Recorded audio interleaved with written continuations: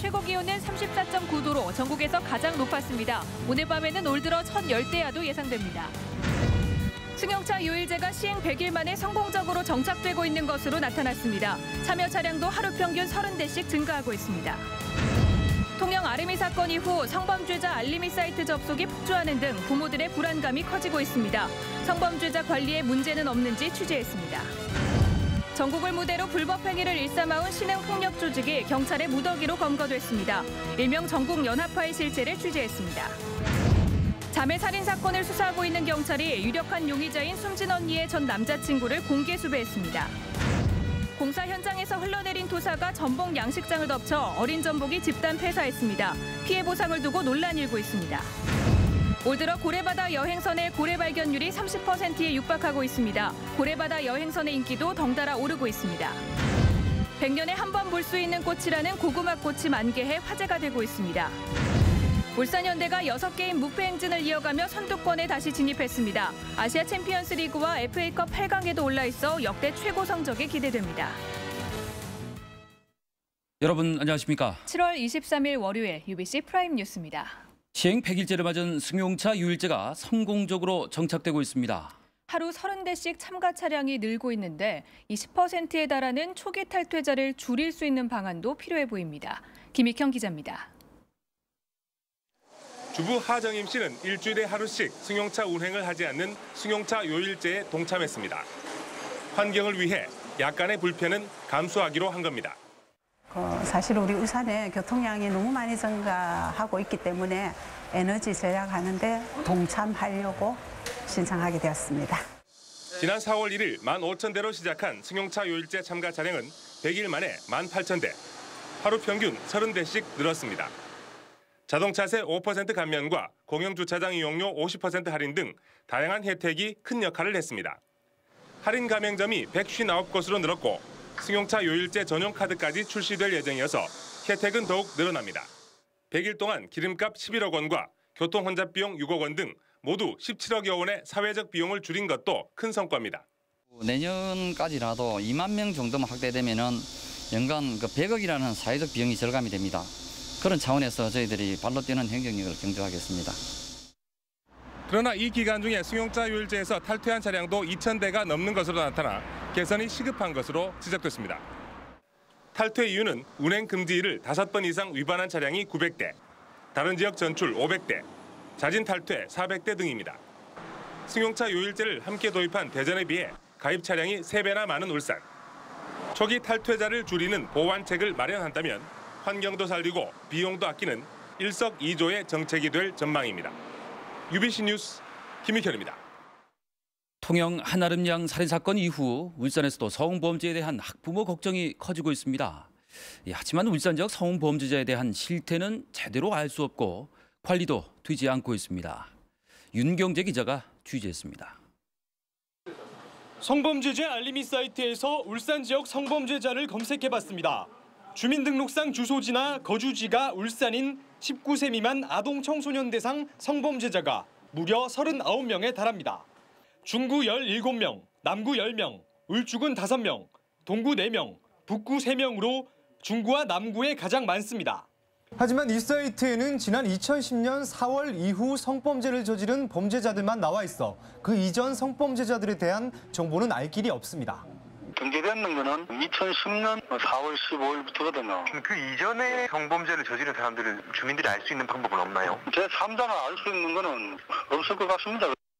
경찰이 비공개로 관리하고 있는 울산 지역 성범죄 우범자는 모두 409명으로 열람 가능한 성범죄자 수와 큰 차이가 납니다. 옆집에 성범죄자가 사는지 여부조차 알기 힘든 겁니다. 알 수 없다는 것 자체가 그건 말이 안 되는 거 아닌가요? 알고 있어야지만 그 사람들에 의해서 저희들 애들도 조심도 시킬 뿐더러 저희도 경각심도 갖게 되고. 다 알아야 되고 우리도 그걸 주의해야 되는데 우리 자체도 모른다면은 이제 계속 발생하지 않겠어요. 전문가들은 재범률이 높은 성범죄자들에 대한 재교육도 제대로 되지 않고 있다며 성범죄자 신상 공개와 함께 범죄자 교육이 동시에 확대돼야 한다고 지적합니다. 아름이 사건 같은 경우도 2004년도에 아름이 할머니를 강간을 하려다가 미수에 그친 성인에 대한 가해자이기 때문에 고지 제도에서도 벗어나 있고 그래서 제도적인 장치를 좀 더 다시 일어나선 안 될 아름이 사건이 울산에서도 일어나지 않을지 시민들의 걱정은 커져만 가고 있습니다. UBC 뉴스 윤경재입니다. 신흥 폭력 조직 전국연합파의 모습입니다. 서울과 경남 지역 조직폭력배들이 세력을 모아 결성한 이 폭력 조직은 각종 이권 사업을 벌이며 수억 원대를 챙겨왔습니다. 전국적인 조직망을 갖춘 기업형 조폭 실태, 조인호 기자가 보도합니다. 건장한 체격의 남성 수십 명이 줄지어 호텔에서 해수욕장으로 향합니다. 우두머리로 보이는 사람에게 90도로 인사를 건넵니다. 웃옷을 모두 벗고 바다로 뛰어들어 수증기마전을 벌입니다. 3년 전 결성한 전국연합파란 폭력 조직으로 서울 천호동 일대와 경남 거창과 합천 등 4개 지역 조폭들이 뭉친 겁니다. 다른 조직과의 충돌 등 모든 조직이 전국적인 출동 태세를 갖춘다는 행동 강령을 마련했고 19차례 단합회 등을 통해 지휘 통솔 체계를 갖췄습니다. 이들은 이 같은 조직을 바탕으로 보도방과 불법 게임장 등을 독점 운영하며 3억 6천만 원어치의 부당 이득을 챙겼습니다. 경찰 조사 결과 사채업자였던 46살 한모 씨는 경찰 단속으로 세력이 약해진 범서방파와 오비파의 빈자리를 노렸습니다. 건설업자들로부터 자금을 지원받아 지방 조폭들을 끌어들인 뒤 조직원 73명을 거느린 거대 폭력 조직의 두목자리에 올랐습니다. 기존 큰 조직이 경찰의 단속으로 구속되고 조직이 와해되고 하면 신흥 세력이 또 세력을 모아서 어떤 폭력 조직을 형성합니다. 서울은 나름대로 막강한 자금력을 바탕으로 세력을 가시하고 지방에서는 서울 쪽의 폭력 조직과 연계해서 서울로 진출하는 경찰은 이미 구속된 두목 46살 한모 씨 외에도 조직원 2명을 추가로 구속하고 37명을 불구속 입건한 한편 달아난 조직원들의 행방을 뒤쫓고 있습니다. UBC 뉴스 조인호입니다. 경찰이 자매살인 사건의 유력한 용의자인 27살 김홍희를 공개 수배했습니다. 중부경찰서는 김 씨에 대한 체포영장을 발부받아 검거에 나섰으며 사건 발생 시각 흉기를 들고 나오는 장면이 찍힌 CCTV와 김 씨의 신상이 담긴 공개 수배 전단지를 배포했습니다. 현재 트위터 등 SNS를 통해 용의자 김 씨의 얼굴이 찍힌 사진이 확산되고 있는 가운데 경찰은 신고 포상금도 제공하기로 했습니다. 경찰은 사건 발생 직후 용의자 김 씨의 승용차가 북구 강동 쪽으로 간 사실을 파악하고 대대적인 수색 작업을 벌였지만 아직 신병을 확보하진 못했습니다. 공사 현장에서 흘러내린 토사가 전복 양식장을 덮쳐 어린 전복이 집단 폐사했습니다. 어민들은 피해 보상을 위해 법적 대응과 실력 행동을 준비하고 있습니다. 이다루 기자가 취재했습니다. 울주군 소생면의 한 전복 양식장입니다. 해녀들이 잠수해 바닷속에 어린 전복을 걷어올립니다. 하지만 어찌된 일인지 빈 껍데기만 나옵니다. 이거 주간에 껍질이 전에는 없었는데 요번에 이거 한국은 많이 내려와 그런지 어쩐지 모르겠는데 껍질이 요 중간에 가보면 제법 있어요. 최근 쏟아진 집중호우로 신고리원전 사태 공사장의 토사가 2km 떨어진 전복 양식장까지 흘러내린 것입니다. 어민들은 유출된 황토로 인해 이 일대 20헥타르의 양식 중인 어린 전복들이 모두 폐사됐다고 주장하고 있습니다.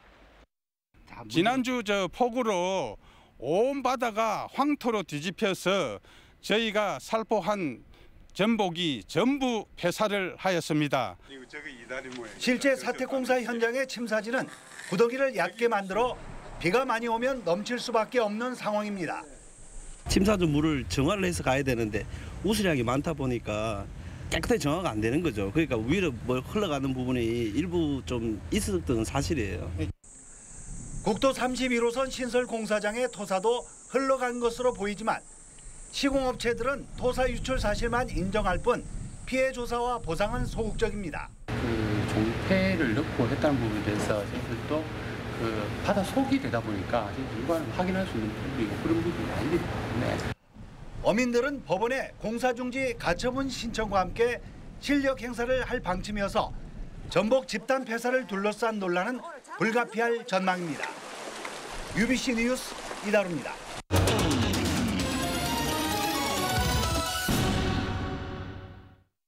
최근 바다 수온이 오르면서 울산 앞바다에 고래떼가 연일 장관을 이루고 있습니다. 이 세 번 출항에 한 번꼴로 고래를 볼 수 있게 되자 고래바다 여행선 예약도 연일 매진이라고 합니다. 선우석 기자가 취재했습니다. 흐린 날씨에도 불구하고 고래떼가 울산 앞바다를 수놓고 있습니다. 참돌고래 수백 마리가 고래바다 여행선과 달리기 시합이라도 하듯 군무를 펼칩니다. 미리 연습이라도 한 양 대여섯 마리씩 호흡을 맞춰 점프를 하기도 합니다. 배 안을 가득 채운 관광객들은 손에 잡힐 듯 장관이 펼쳐지자 카메라에 담기 바쁩니다. 지난 4월 첫 출항한 고래바다 여행선의 올해 고래 발견율은 30%. 냉수대가 발생한 지난해 발견율 10%와 비교하면 3배나 많은 셈입니다. 정어리라든가 고등어, 그다음에 뭐 이런 그 고기들이 주위에 수온이 높아지니까 많이 들어오는 것 같아요. 기록도 나타나고 하는 거 보니까. 이처럼 고래 발견율이 높아지면서 2년 전 27%이던 외지인 비율은 올 들어 34%로 늘었고 올해 관람객 가운데 18%는 외국인으로 나타났습니다. 올 들어 고래바다 여행선에서 목격한 고래는 낫돌고래 5천여 마리와 밍크고래 3마리 등 모두 2만여 마리. 여름 휴가철을 맞아 바다에서 뛰노는 고래를 만나기 위한 예약은 벌써부터 줄을 잇고 있습니다. UBC 뉴스 선우석입니다. 100년에 한 번 볼까 말까 한다는 고구마꽃이 북군 동서삼동 동천강변 텃밭에 펴서 화제가 되고 있습니다. 이 원산지가 중남미인 고구마는 일조량이 많고 기온이 높은 곳에서만 꽃을 피우지만 최근 이상고온 현상이 계속되면서 연보라색 꽃을 수십 송이나 피웠습니다. 고구마꽃을 처음 봤는데 60평생 살면서 이 나팔꽃, 고구마꽃은 처음 봤습니다. 이 고구마꽃이 피는 거 한 번도 못 봤거든요. 고구마꽃은 행운이라는 꽃말을 갖고 있으며 준원 이광수 선생은 자신의 회고록에서 100년에 한 번 볼 수 있는 꽃이라고 적기도 했습니다. 또 1945년 해방 때와 1970년 남북 공동 성명 발표 직전에도 고구마꽃이 피었다는 기록이 남아 있습니다.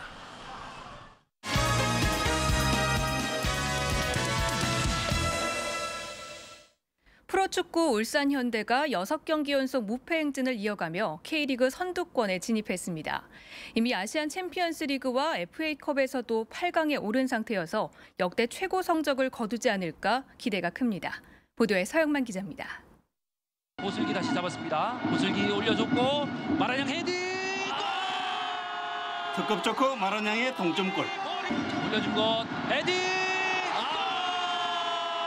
골 넣는 수비수 곽태희의 역전골. 상대의 허를 찌르는 철퇴 축구가 되살아나면서 울산이 광주FC를 제물로 6연속 무패 행진을 이어갔습니다. 승점 41점으로 순위도 5위에서 3위로 2단계 뛰어올랐습니다.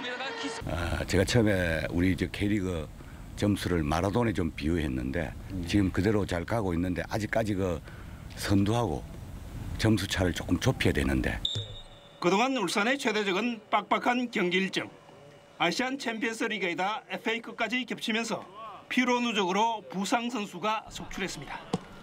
하지만 선수들의 빠른 복귀와 모처럼 다음 달까지 다른 리그 경기도 없어 울산에게는 또 다른 기회가 되고 있습니다.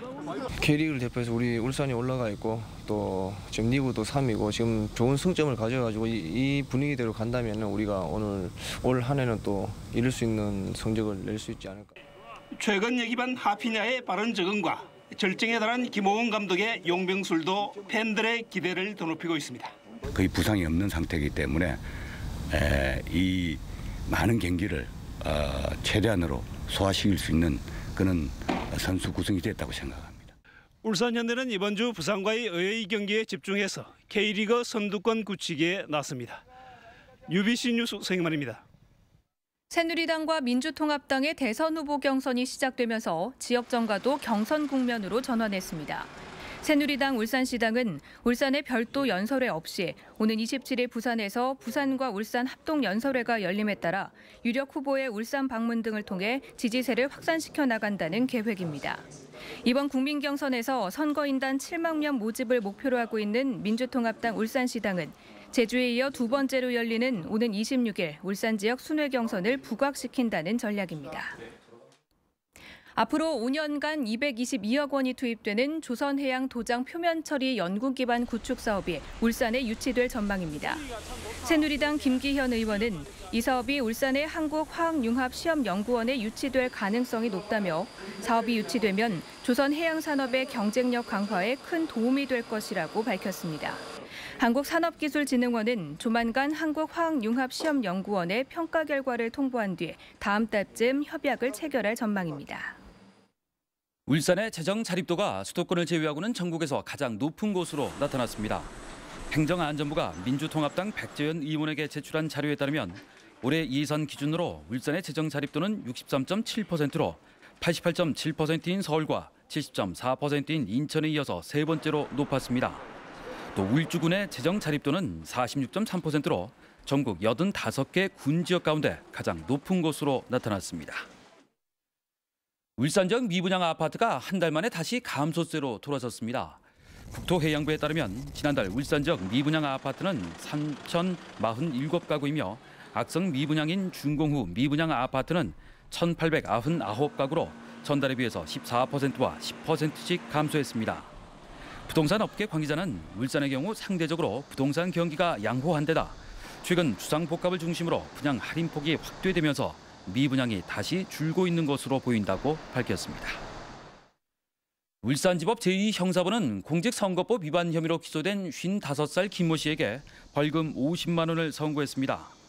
재판부는 피고인이 파급력이 큰 SNS를 사용해 선거 당일 자신의 지지자와 경쟁하는 후보자에게 불리한 사실을 게재해 죄질이 가볍지 않지만 2시간 만에 글을 삭제했고 이를 본 사람이 3명에 그친 점 등을 감안했다고 밝혔습니다. 울산지법 제3형사부는 오늘 여학생들의 양말을 빼앗은 27살 이모 씨에게 공갈 혐의를 적용해 징역 1년에 집행유예 2년을 선고했습니다. 재판부는 또 이 씨에게 보호관찰과 120시간 수강을 명령했습니다. 이 씨는 지난 4월 울산의 한 아파트에서 여학생 A양을 위협해 양말을 한 켤레 빼앗아 달아나는 등 2차례에 걸쳐 이 같은 행위를 한 혐의로 기소됐습니다.